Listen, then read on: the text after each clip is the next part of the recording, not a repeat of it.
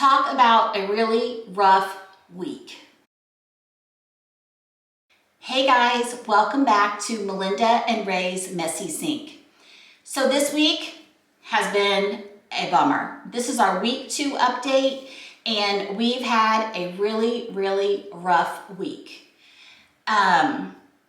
I don't want to make it seem like we're ranting here or we're raving, but I can tell you that I'm disappointed in myself this week, and I learned some stuff about myself this week, and we just wanted to share real life for anybody who's starting the diet so that you can be aware of what happened to us and maybe look for clues or cues that something may be going to happen to you as well.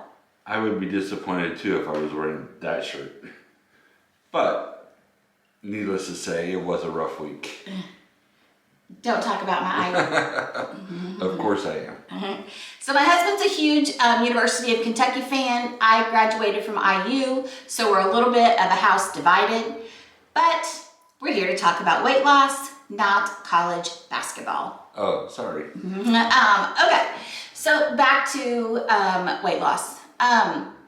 This week, second week, so for me, do you mind if I go first? Go ahead. Okay, so for me, it's kind of where the rubber met the road, to be really open and honest. The first week, I was all hyped and ready to go. We had great weight loss.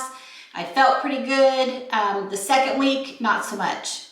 I had this whole food aversion thing that was happening to me. The smell of meat made me want to gag. So Ray would be cooking his breakfast like sausage or bacon, and I'd have to go in the other room and shut the door. I couldn't do it. Eggs, I could not do it anymore. Like I could not. I just couldn't. I couldn't eat meat. I didn't want to eat at all. So for several days, I was drinking water and just electrolytes. Like I did not want to eat. The thought of eating meat just wasn't working for me. By the end of the week, I was over the eggs and the meat too.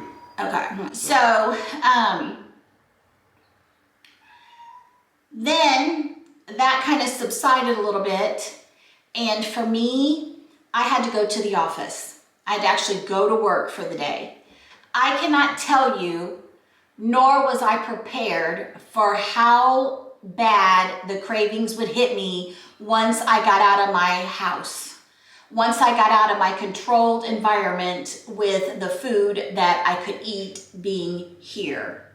I cheated, and then it was a landslide going down from there. I could not stop. I think it's because I missed going out to eat. Then I realized just how bad that I am addicted to carbs and sugar. Like as soon as I saw a drive-through, I was like, what can I eat? Where am I going to eat? No, Melinda, you can't eat.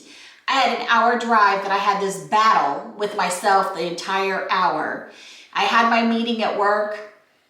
I was coming home and I had to go to my sister's house first. It was more of don't eat, don't eat. Nobody's going to know. I can hide it. Like it was a hot mess. And that's a daily struggle for me every day because I do that same drive every day. Yeah. So I cheated. And then the rest of the week, I just kept on cheating because I couldn't get it under control.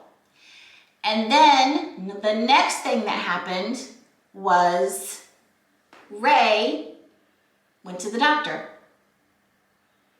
You want to tell him or you want me to tell him? She was very happy with my results with the weight loss, and she was very happy that my blood pressure had come down even more. My blood pressure is normally a normal number, but it was 118/70 this time, and she was very happy with that. And the most important part was that she told Ray to take his medicine, his diabetic medicine. And we had stopped taking our diabetic medicine. Just so that you know, we are not medical professionals. We are not giving medical advice. This is just our story. She told me the diabetic medicine that I'm on will not hurt my numbers at all. It will help with weight loss more than anything. So we took our medicine instantly. gained weight. Instantly, within like 2 days, Yep. we had gained weight. My legs were swollen again. Retaining water. Yeah. I was very constipated. So I stopped taking it. I was like, I'm not taking Farxiga anymore. We did do that weekly injection, and there's nothing you can do about it. Once it's there, it's there. So as the week went on, and that medicine was getting out of our system, then the fluid retention started to go down.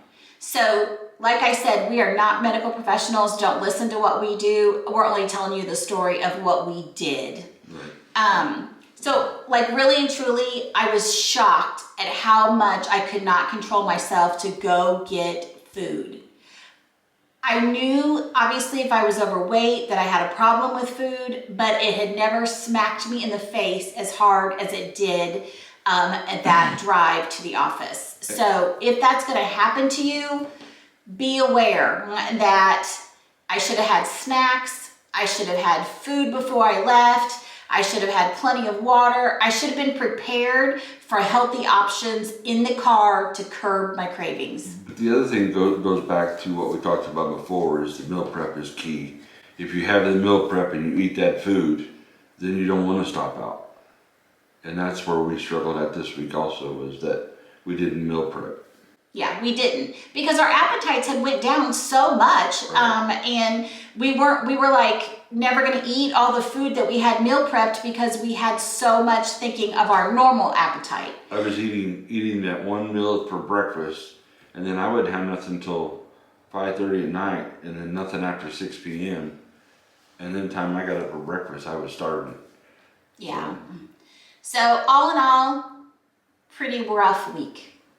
I now looking back, I think that whole, like where I couldn't stand the smell of meat or the thought of eggs, I really think that was my body trying to force me to get that food that it was craving, but I didn't recognize it when I was going through it. All I knew was I couldn't stand the smell. I just knew that I just couldn't do it. You had to change it up. I had to change up the way I used to eat my eggs, whether they were boiled or whether they were scrambled or whether they were fried, whether it was in an omelet or something different every day.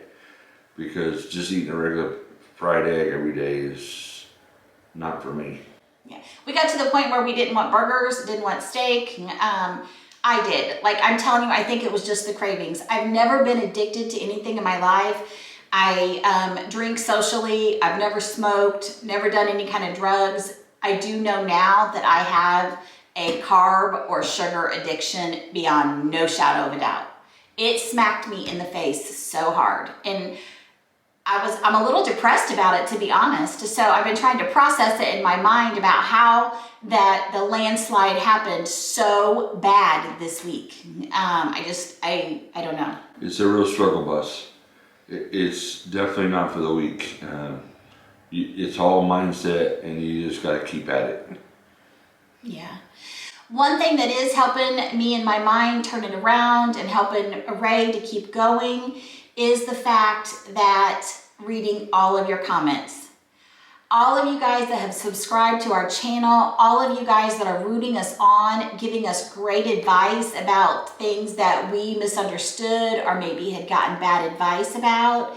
Just want to tell you thank you so much. It means the absolute world to us. Whenever I start getting depressed, I go and read your stories. You tell me, that I've lost 60 pounds.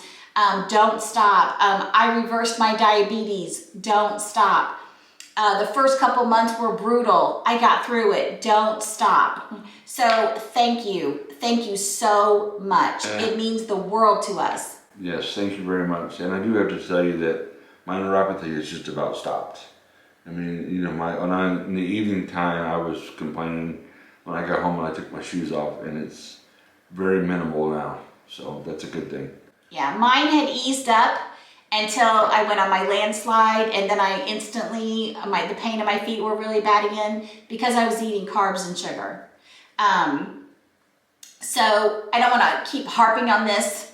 You guys understand that I blew it this week. I I just did. Like, I promised you that I was going to be straight up, open, and honest with you. So kind of changing gears a little bit to some things that did happen that were positive this week.